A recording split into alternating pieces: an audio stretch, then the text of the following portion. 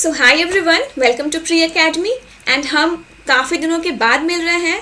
इस बार मैं आप लोगों को JSSC CGL का जो पेपर 2 है, दैट इज़ हमारा इंग्लिश लैंग्वेज एंड लिटरेचर, वो बताने वाली हूँ। सो इसे ना दो पार्ट्स में बांटा गया है। पहला तो है एक लैंग्वेज पेपर एंड दूसरा है लिटरेचर पार्ट। तो लैंग्वेज में हमारे पास ग्रामर्स हो जाएंगे, मतलब जैसे कि वो कैब्स, स्पेलिंग्स आपके सामने दिख ही रहा होगा स्क्रीन पर। We have errors, we have fill in the blanks, we have vocab, we have spellings. Grammar में हमें adjective, noun, pronoun, verb, subject, verb etcetera, ये सारी चीज़ें हमें पढ़नी है। लिटरेचर के पार्ट में हमारे पास novel, drama, poetry and short stories, इन चार चीज़ों को लिटरेचर के पार्ट में रखा गया है।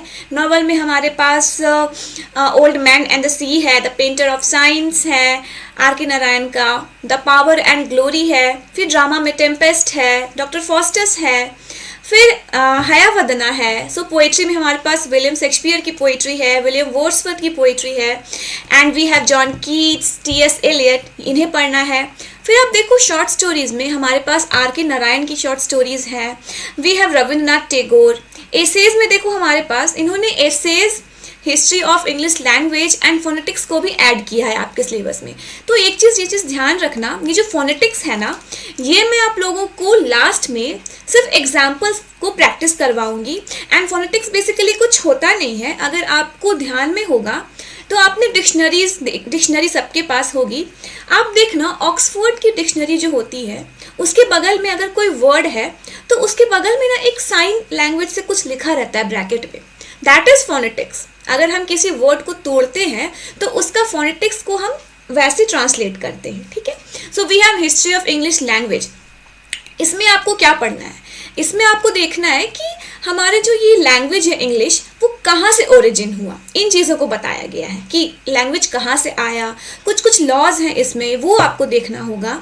We have essays, we have Mahatma Gandhi की एसेज है, एंड वी हैव बहुत सारे राइटर्स हैं, जवाहरलाल नेहरू, कमला नेहरू, ठीक है। तो इन सारी चीज़ों को हम देखेंगे अपने क्लास में। सो आज हम क्या करने वाले हैं? आज हम स्टार्ट करने वाले हैं अपना पहला क्लास, जो कि है, एक सेकेंड,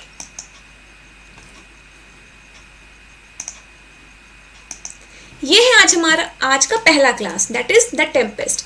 द टेम्पेस्ट हमें पढ़ना है, जो कि किसने लिखा है? सो विलियम शेक्सपियर ने लिखा है। राइटर को याद रखो, कौन सा ड्रामा है, कौन सा वर्क है, ये इन चीज़ों का कॉन्सेप्ट आपको हमेशा हमेशा क्लियर रखना है। सो मैं ये जो टेम्पेस्ट है, आप बस क्या करो, अपने साथ एक कॉपी एंड पेन रखो एंड नोट्स पे मत जाओ। मैं जो बता रही हूँ उन चीज़ों को नोट करो। एंड मैं ये बेट लगा सकती हूँ कि मैं जिन चीज़ों को बताऊँगी वो चीज़ें आपके एग्ज़ाम में आराम से इस टॉपिक से कवर हो जाएंगे। बहुत ज़्यादा डीप में जाने की ज़रूरत नहीं है, क्योंकि आप कोई PGT का पेपर नहीं दे रहे हो, you are just giving CGL, it's paper 2, ठीक है ना, राइट। सो द टेम्पेस्ट को मैं प्रॉपरली एक हिंदी में एक्सप्लेन करने जा रही हूँ, और ये है आज का हमारा पहला क्लास, जो कि है JSSC CGL paper 2 English. And हाँ, यहाँ पे मैं एक चीज़ आपको और बता दूँ, तो प्री एकेडमी ऐप को आप Google play and Apple store से भी इंस्टॉल कर सकते हो फॉर बैंकिंग एंड SSC। अगर आप बैंकिंग SSC की प्रिपरेशन कर रहे हो साथ साथ CGL के साथ साथ, तो you can just download pre academy from Play Store and Apple Store. So आते हैं हम आज के अपने टॉपिक पर, that is the Tempest. Tempest मतलब आप लोगों को पता है क्या होता है? What is Tempest? टेम्पेस्ट मतलब होता है तूफान। तो बेसिकली ये जो स्टोरी है, ये जो ड्रामा है, एक तूफान है, इट्स अ प्ले, ओके। ये एक तूफान है, वो कैसे किनकी लाइफ में क्या नई चीज़ें लाता है, कि नहीं क्या इफेक्ट होता है, वो आप देखोगे। So these are the characters, ये मैं आपको बाद में दिखाऊंगी। अब हम आ जाते हैं अपने कैरेक्टर्स की ओर। तो कैरेक्टर्स में देखो, ये हमारे कैरेक्टर्स हैं, एंड इनमें से कौन कौन सा मेन कैरेक्टर है मैं आपको बताऊंगी, बस उतना ही करना है। We have Prospero, we have Miranda, we have Ariel, we have Caliban, Alonso, Sebastian, Antonio, Ferdinand, Gonzalo, Adrian, Francisco, Trinculo, Stephano, Juno, Ceres, Iris, master है, मराइनर्स है, एंड बोट्सवेन है। सो बेसिकली मैं यहाँ पे हाईलाइट कर देती हूँ, so no need to worry, right. So Prospero, याद रखो ये जो प्रोस्पेरो है ये बहुत इंपॉर्टेंट है। एंड ये कौन है? ये ड्यूक ऑफ मिलान है, ठीक है। अगर आपके पास करेक्टर बेस्ड क्वेश्चन आते हैं कि हु वाज प्रोस्पेरो, तो ये ड्यूक ऑफ मिलान है नहीं, मतलब ये था। आप पढ़ोगे इसकी कहानी तो आपको पता चलेगा, लेकिन फिर भी ड्यूक ऑफ मिलान अगर एग्जाम में क्वेश्चन आता है तो आपको टिक करना है प्रोस्पेरो को। We have Miranda. अब ये मिरांडा कौन है? तो ये जो प्रोस्पेरो है इसकी डॉटर है, यानी मिरांडा जो है वो प्रोस्पेरो की बेटी है। We have aerial. एरियल कौन है? तो एरियल एक स्पिरिट है, ठीक है ना, जो कि प्रोस्पेरो का नौकर है। आप सिंपल वे में कह सकते हो कि प्रोस्पेरो ने इसे अपना नौकर बनाकर रखा है, ठीक है, वो प्रोस्पेरो के लिए काम करती है, ठीक है। We have Caliban. अब कैलिबन कौन है? ये भी प्रोस्पेरो का सर्वेंट है और एक मॉन्स्टर है साथ साथ। We have Alonso, we have Sebastian, we have Antonio, we have Ferdinand, we have Gonzalo. तो देखो अलोंसो कौन है? ये है king of Naples. We have Sebastian. Sebastian कौन है? तो ये जो अलोंसो है उसका भाई है। We have Antonio. एंटोनियो कौन है? तो ये प्रोस्पेरो का भाई है। एंड फर्डिनांड जो है वो अलोंसो जो है उसका बेटा है। And we have Gonzalo. Gonzalo कौन है? ये एक ऑनेस्ट कोटियर है या फिर काउंसिलर आप कह सकते हो। तो सिंपल वे में आप पहले मैं एक बार आप लोगों के लिए टिक लगा देती हूँ, हाईलाइट कर देती हूँ। इन कैरेक्टर्स को आपको याद रखना है। वी हैव उसके बाद आपको क्या करना है? जूनो को याद रखना है जो कि रोमन गॉडेस ऑफ मैरिज है। सेरस है जो कि रोमन गॉडेस ऑफ एग्रीकल्चर है। वी हैव आइरिस, ठीक है। इन तीनों को आपको याद रखना है। सो सिंपल में आप देखो, एक सेकेंड, राइट, ये एक है प्रोस्पेरो,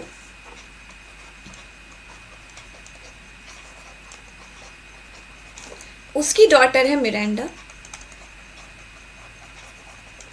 प्रोस्पेरो का भाई है एंटोनियो। अब ये जो मिरांडा है ना उसकी शादी होती है फर्डिनांड से, यहाँ पे याद रखना। ये आपको लास्ट में दिखेगा, ठीक है। अब ये जो गोंजालो है ये बहुत इंपॉर्टेंट है क्योंकि इसने मदद की होती है प्रोस्पेरो की, ठीक है।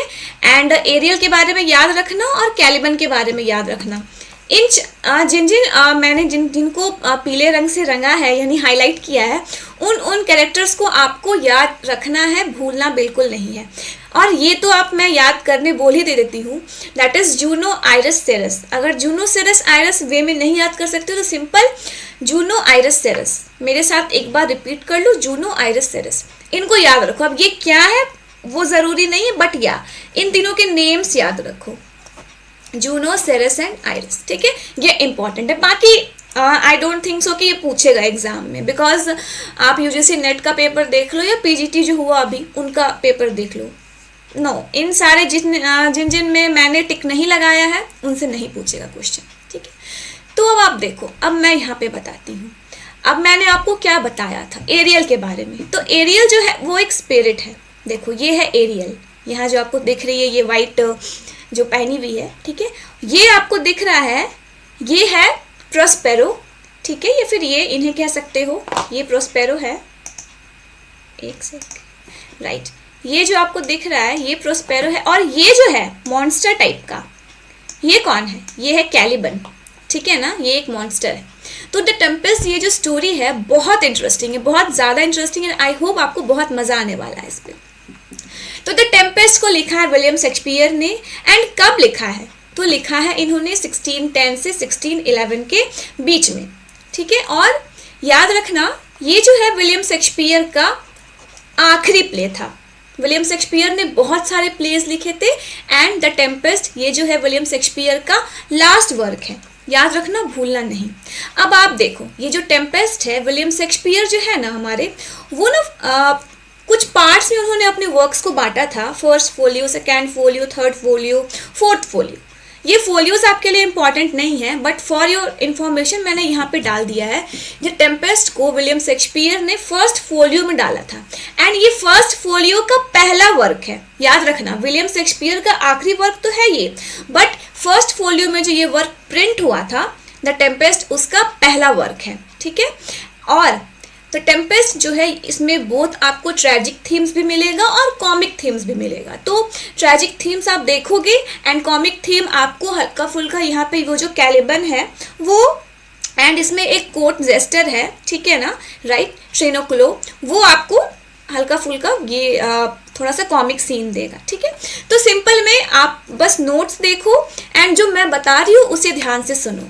तो बहुत पुरानी बात है ये, एक शिप आ रही होती है और उस शिप में कौन कौन रहता है, तो उस शिप में रहते हैं किंग एलोंसो, ठीक है, जो नेपल्स के हैं, उनका बेटा फर्डिनेंड, उनका ब्रदर सेबेस्टियन और उनका कोटियर गोंजालो, ठीक है, और ड्यूक ऑफ मिलान, ये याद रखना, एंटोनियो, ठीक है, वो रहता है।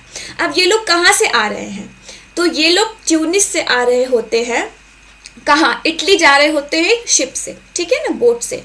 और प्रोस्पेरो जो है वो खड़ा है आइलैंड पर और इनकी जो शिप है वो आ रही होती है और वो देख रहा है, ठीक है।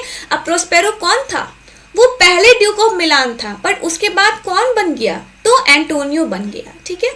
अब वहाँ पर वो दिखा रहा है कि प्रोस्पेरो और उसकी बेटी वो उस शिप को देख रहे हैं जो कि एक टेम्पेस्ट में फंसा हुआ है। टेम्पेस्ट मतलब क्या होता है, तूफान। एक शिप है, उसमें ये सारे लोग सवार हैं और ये शिप जो है वो कहाँ फंस गई है, तूफान में फंस गई है, समुद्री तूफान में फंसी हुई है, एंड उसके कौन देख रहा है, आइलैंड से खड़े होकर, तो प्रोस्पेरो और उसकी 15 साल की बेटी मिरांडा, ठीक है। मिरांडा का एज याद रखना, ठीक है, वो देख रही है। अब मिरांडा को थोड़ा बहुत डर लग रहा है कि कहीं इस शिप में जो लोग सवार हैं उन्हें कहीं कुछ हो ना जाए, ठीक है, उन्हें कहीं कुछ हो ना जाए। तो अब प्रोस्पेरो जो है वो कहानी बताता है मिरांडा को कि अब सही समय आ गया है, मैं कहानी बताता हूँ इसे, ठीक है। और जब प्रोस्पेरो मिरांडा को कहानी बता रहा होता है तो वो सिर्फ 3 बार पूछता है, मिरांडा क्या तुम जगी हो, क्या तुम जगी हो, तो मिरांडा इस पर रिप्लाई करती है, ठीक है। अब तो स्टोरी में क्या होता है, प्रोस्पेरो बताता है कि वो था ड्यूक ऑफ मिलान, ठीक है, लेकिन उसे थोड़ा बहुत इंटरेस्ट पढ़ाई लिखाई के प्रति था, उसे मैजिक में इंटरेस्ट था, पॉलिटिक्स से कोई उसका इंटरेस्ट खत्म होने लगा था। तो उसका जो भाई है एंटोनियो, वो क्या करता है, उसकी गद्दी छीन लेता है, उसकी गद्दी छीन लेता है एंड खुद ड्यूक ऑफ मिलान बन जाता है और इसे इसकी गद्दी से हटा देता है और इसकी जान के पीछे पड़ जाता है। तो ये तो बहुत बड़ी प्रॉब्लम की बात हो जाती है। उस समय ये बात 12 साल पहले की है, याद रखना। वो जो स्टोरी प्रोस्पेरो मिरांडा को बता रहा है वो स्टोरी 12 इयर्स पहले की स्टोरी है।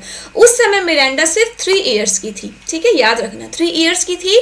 वो बताता है कि एंटोनियो मेरी जान के पीछे पड़ा था और यहाँ पे मैंने क्या बताया था, इनसे याद रखना, गोंजालो से। तो गोंजालो जो है उसने क्या किया है, उसने प्रोस्पेरो की हेल्प की है वहाँ से भागने में, मिलान से भागने में गोंजालो ने प्रोस्पेरो की मदद की है।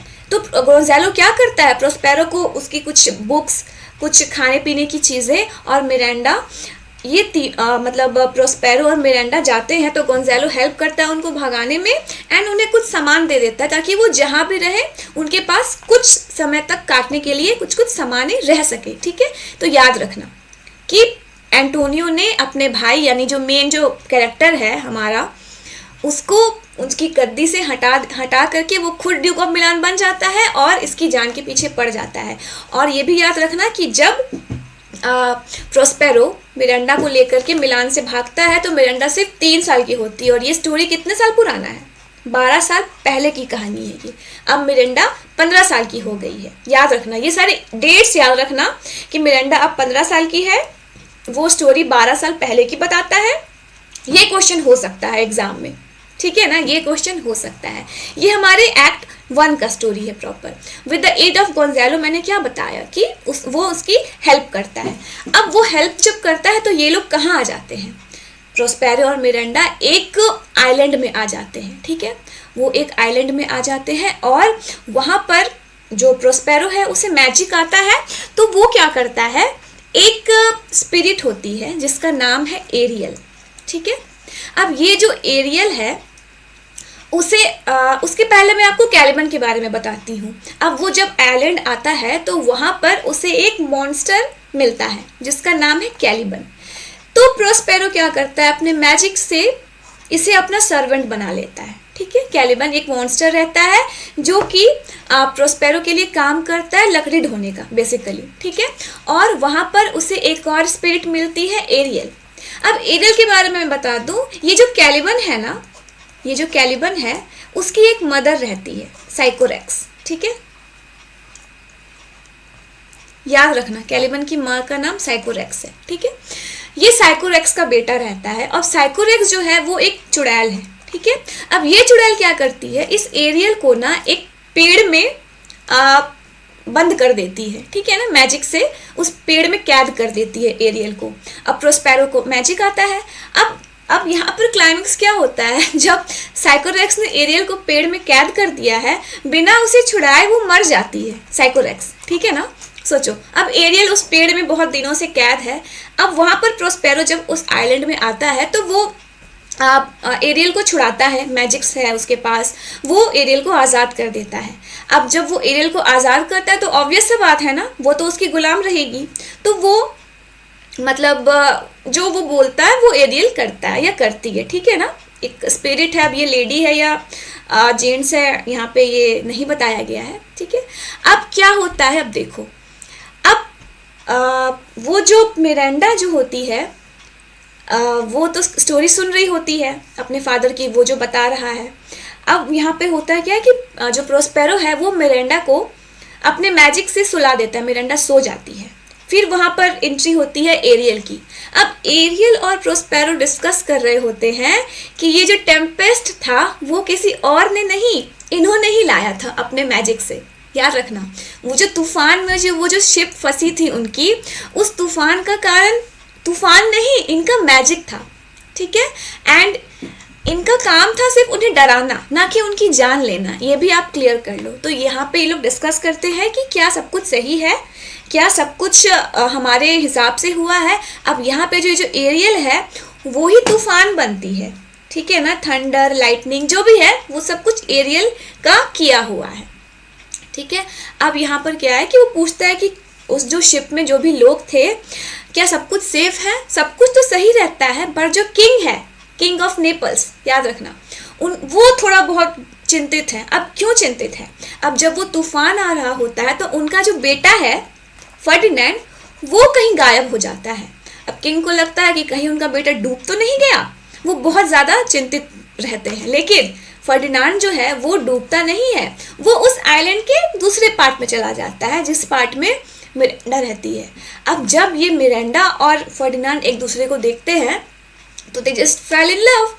अब यहाँ पे मैं बता दूं कि जो मिरांडा है उसने अभी तक अपने फादर के अलावा किसी जेंट्स को नहीं देखा है, और कैलिबन जो कि एक मॉन्स्टर था, बाकी उसने किसी को नहीं देखा है। एंड जब वो फर्डिनांड को देखती है तो वो उसे पसंद करने लग जाती है, ठीक है। अब यहाँ पर क्या होता है कि प्रोस्पेरो को लगता है कि अब तो मेरी बेटी मतलब फर्डिनांड के पीछे पागल हो चुकी है, अब मेरा क्या होगा। तो वो मैजिक से क्या करता है, फर्डिनांड को बोलता है कि अगर तुम्हें यहाँ रहना है तो तुम्हें काम करना होगा। तो कौन सा काम वो करता है, वुड को कैरी करने, लकड़ी को ढूंढने वाला काम करता है। और ये काम कौन करता था, पहले कैलिबन काम करता था, बट अब ये काम कौन कर रहा है, तो फर्डिनांड कर रहा है, ठीक है। Ariel request Prospero for his freedom. अब यहाँ पर एरियल जो है वो बोलती है कि अब मुझे कब आज़ाद करोगे। तो बोलता है कि ठीक है मैं तुम्हें आज़ाद कर दूंगा, बट अभी सब कुछ ख़त्म तो होने दो। अब हम आ जाते हैं एक्ट 2 में।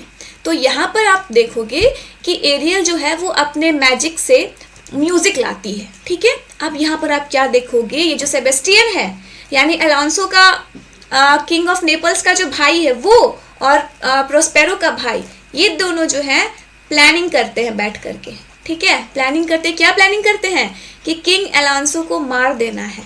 अब तो इन्हें तो लग रहा है कि फर्डिनांड मर चुका है, तो अब इन्हें लगता है कि अब तो इनका बेटा है नहीं, इसकी गद्दी पाने के लिए प्लान करो कि इसे मार दो। अब यहाँ पर एरियल जो है वो तो स्पिरिट है, वो सब कुछ सुन रही है, ठीक है ना, वो सब कुछ सुन रही है। अब इसी बीच आप क्या देखोगे दूसरा पार्ट में कि कोट का जो फूल है ट्रिनक्यूलो, और क्या बोलते हैं एक और है character, we have Stephano, sorry, ट्रिनक्यूलो और स्टेफेनो जो है वो दूसरे पार्ट पे पहुंच जाते हैं। ये लोग किससे मिलते हैं? कैलिबन से मिलते हैं। कैलिबन कौन? वो चुड़ैल का बेटा एंड मॉन्स्टर, ठीक है। तो यहाँ पर आप देखोगे कि ये लोग जब प्लानिंग कर रहे होते हैं उस पार्ट में, तो एरियल सुन लेती है। एरियल सुन लेती है तो अब पता है वो क्या करती है?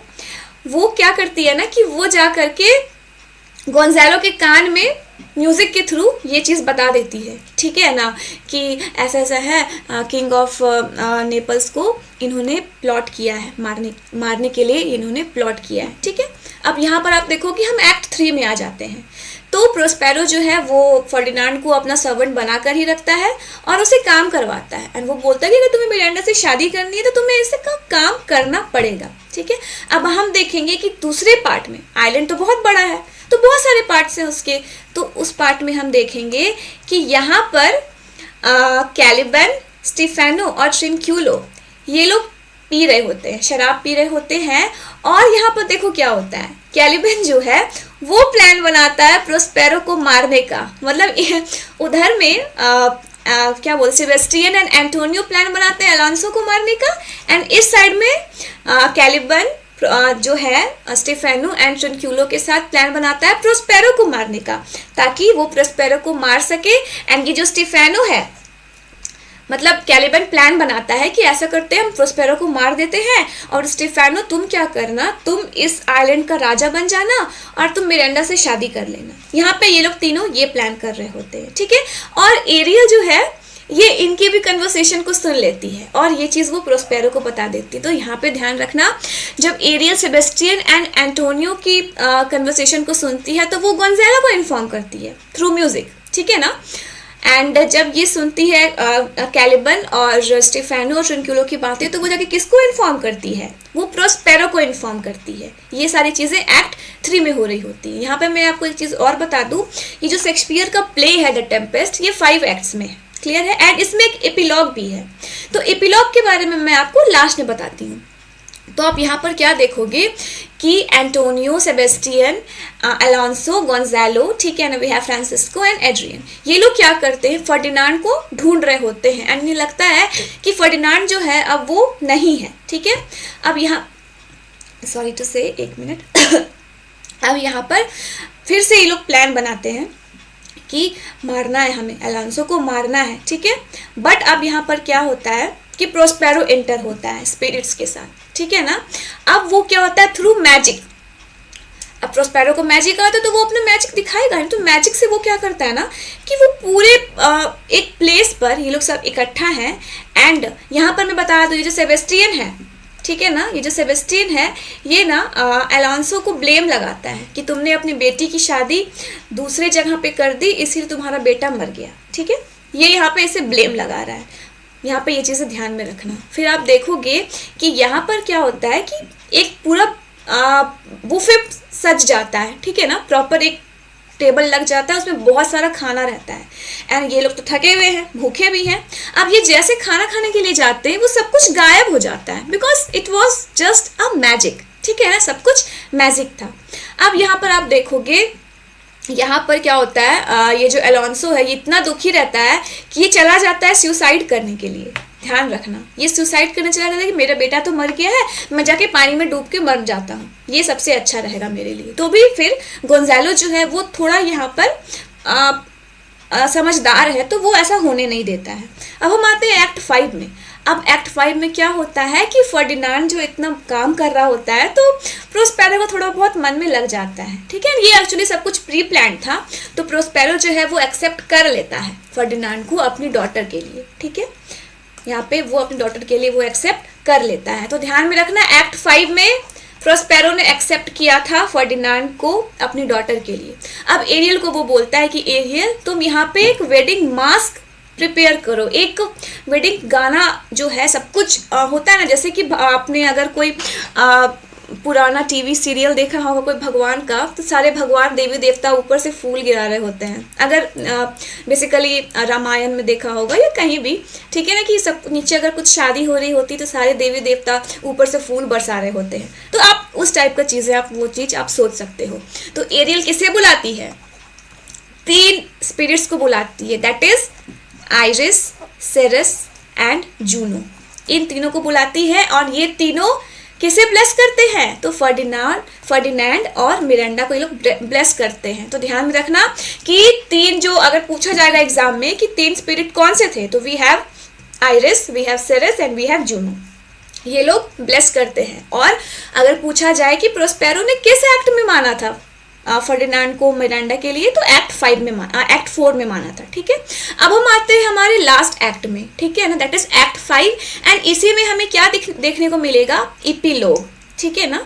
सो अब एरियल जो है वो प्रोस्पेरो को बोलता है, ठीक है ना, कि अब वो काम नहीं कर सकता है क्योंकि अब 6 बज गए हैं। तो याद रखना, जो एरियल है वो शाम के 6 बजे उसके बाद वो अलाउ नहीं है उसे काम करना, वो मैजिक नहीं कर सकता है। ठीक है, तो प्रोस्पेरो को पता है कि हाँ ऐसा प्रॉब्लम है उसके साथ, तो वो नॉर्मल सा रहता है कि ठीक है चलो कोई बात नहीं। ठीक है, अब वो पूछता है प्रोस्पेरो कि कहाँ है वो कैलिबन, तो बताती है कि ये लोग को हमने क्या किया है कि they are just currently imprison. ठीक है, as Prospero ordered in a grove, Alonso, Antonio and Sebastian are mad with fear.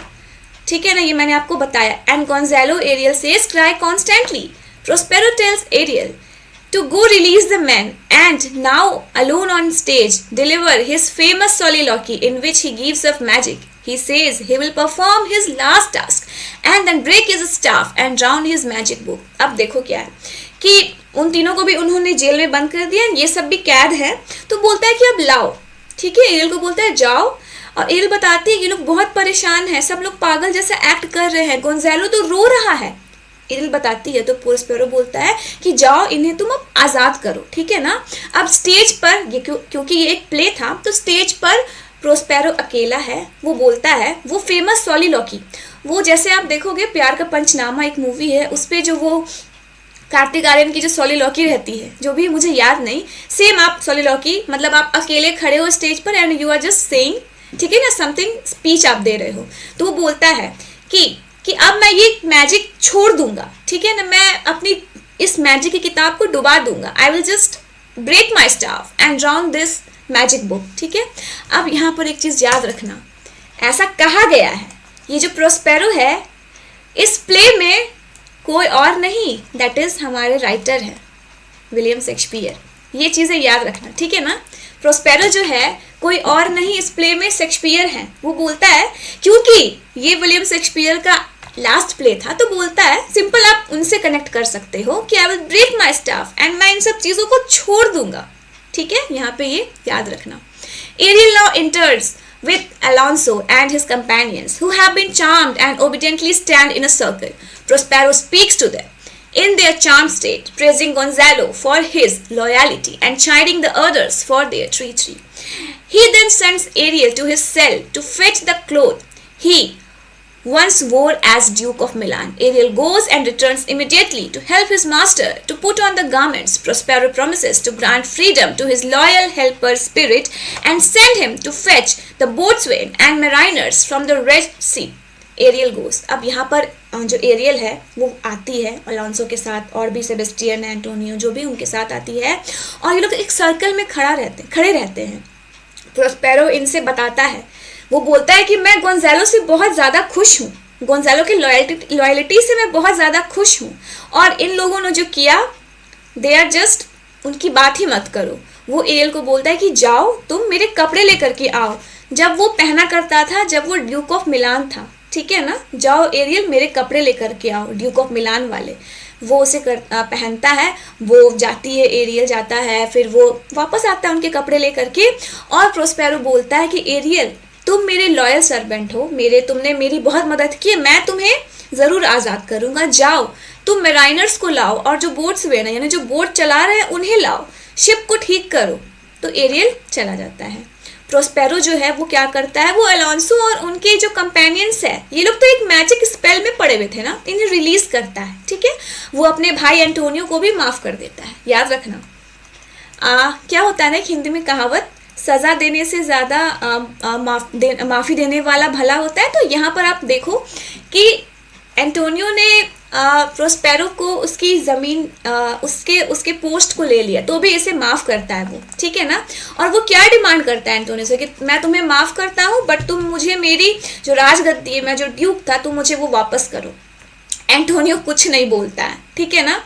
उसके बाद वो शांत रहता है। In fact say a word for the reminder of the play except the note that Caliban is no doubt marketable, ठीक है ना।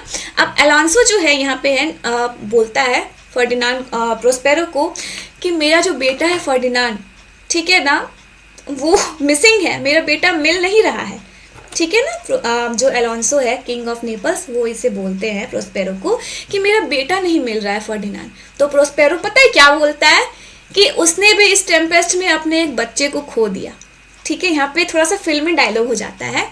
Prospero बोलता है अलोंसो को कि मैंने भी इस टेम्पेस्ट में, इस तूफान में अपने एक बच्चे को खो दिया। यानी कौन? उसकी डॉटर। यानी इस तूफान में उसकी बेटी को खो दिया, इन सेंस कि उसकी शादी होने वाली है फर्डिनांड के साथ, तो वो भी तो चली जाएगी। यहाँ पे इस चीज़ का मतलब ये हुआ, ठीक है। अब यहाँ पे जब पर्दा हटता है और वो बताता है कि फर्डिनांड जिंदा है एंड मैंने तुम्हारे बेटे को अपनी डॉटर के लिए चूज़ किया है, ठीक है। और अलोंसो जो है वो थोड़ा बहुत मतलब दुखी रहता है, पर बताते नहीं देखो ये जिंदा है। अब यहाँ पे वो पर्दा हटता है एंड आपको क्या दिखता है? फर्डिनांड और मिरांडा वो लोग क्या कर रहे हैं? चेस खेल रहे हैं। ये गेम का नाम इम्पॉर्टेंट है, याद रखना कि जब पर्दा हटता है तो वो कौन सा गेम है जो फर्डिनांड एंड मिरांडा खेल रहे होते हैं, तो याद रखना उस गेम का नाम है चेस, ठीक है। चेस खेल रहे होते हैं। तो अलोंसो जो है वो बहुत ज़्यादा खुश हो जाता है कि चलो अच्छा है, सब कुछ अच्छा है।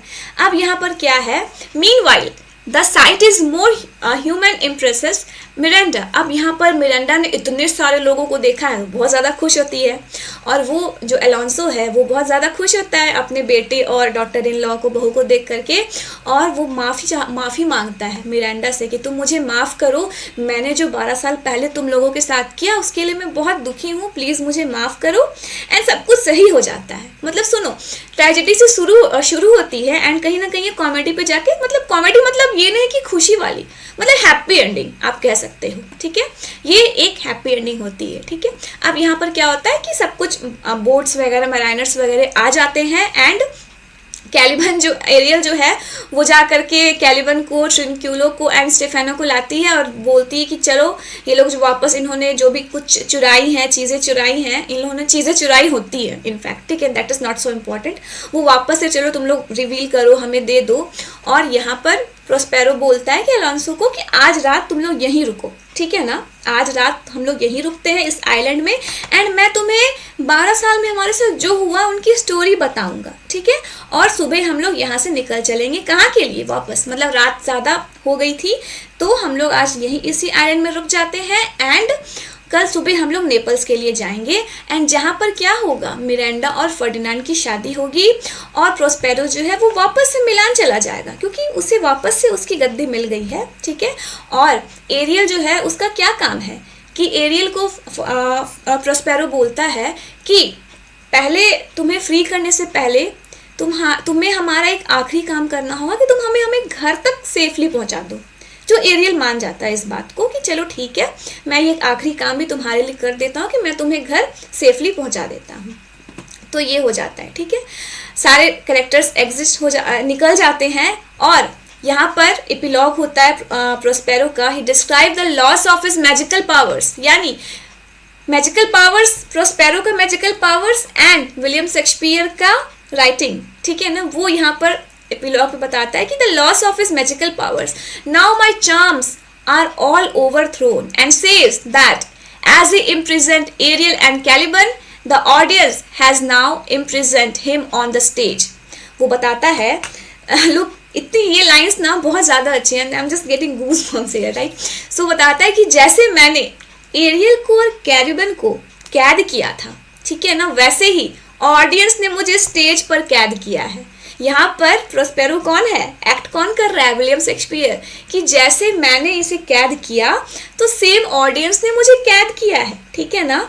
और वो बोलता है कि मुझे याद रखना, मैंने जो भी मुझसे गलती हुई, मेरे जितने भी अच्छी चीज़ें बुरी चीज़ें याद रखना मुझे, ठीक है। And then ask them to remember that his only desire was to please them. और वो बोलता है कि उनका मकसद सिर्फ उनके जो दर्शक हैं उसे प्लीज़ करना है, उन्हें खुश करना है, ठीक है ना, राइट। सो यहाँ पर मैं आपको एक बताती हूँ उनका एपिलॉग, प्रोस्पेरो का एपिलॉग, ठीक है ना। ये एक छोटा सा पार्ट है, मे बी इम्पॉर्टेंट है, ठीक है ना, इम्पॉर्टेंट है, याद ही रखना आप लोग। I break my staff, bury it certain fathoms in the earth and deeper than did ever plummet sound, I'll drown my book। ये प्रोस्पेरो का एपिलॉग है, ठीक है ना, एपिलॉग का एक पार्ट। अब देखो एपिलॉग क्या होता है। तो हमारे इंग्लिश लिटरेचर में दो चीजें होती हैं, प्रोलॉग और एक एपिलॉग। प्रोलॉग मतलब क्या होता है, आगे लिखी हुई लेटर या छोटी सी पंक्ति, एंड एपिलॉग होता है जो लास्ट में बोला जाता है, लास्ट का लेटर आप कह सकते हो, ठीक है ना। तो सिंपल सा है, लिटरेचर में ये चीज़ें होती है। एंड यहाँ पे एक चीज़ मैं आपको और बता दूँ, ये शायद आपसे ना पूछे, बट ये जो प्ले है द टेम्पेस्ट, ये 24 आवर्स में लिखा गया है, मतलब 24 आवर्स में इसे दर्शाया गया है, ठीक है ना, 24 आवर्स में। तो बेसिकली याद रखना, विलियम शेक्सपियर ना 3 यूनिटीज़ को फॉलो करते हैं। आपसे नहीं पूछेगा, I know, but as a literature मैं बता देती हूँ। Unity of time, unity of place and unity of action, ठीक है। तो टाइम जो है वो 24 आवर्स का होता है, प्लेस एक सिंगल प्लेस रहेगा, सेम प्लेस, ठीक है ना, एक सेकेंड। और एक्शन जो है वो प्रॉपर आप देखोगे ऊपर से लेके नीचे तक, राइजिंग से लेके फॉलिंग एक्शंस तक वो सेम रहता है, ठीक है।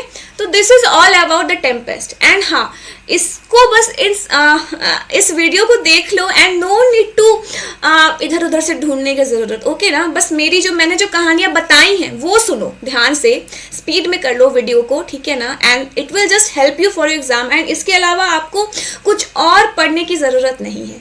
So everyone, that's all for today.